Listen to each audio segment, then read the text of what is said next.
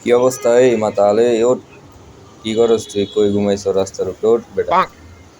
সামনে আরো কয়েকজন আছে। কি করে ওরা?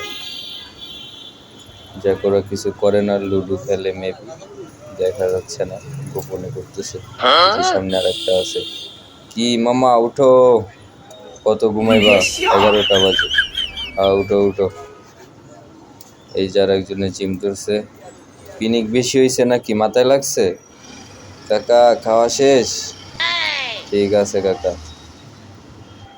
সামনে প্রচন্ড নোংরা অবস্থা এখানে। সন্ধ্যার পরে চুরি ছিনতাই হয়, সেকশন বসা ছিল। সন্ধ্যার পরে ভুলেও কেউ এই এরিয়াতে আসবেন না। এই যে সামনে আছে, এখানেও নেশা করছে।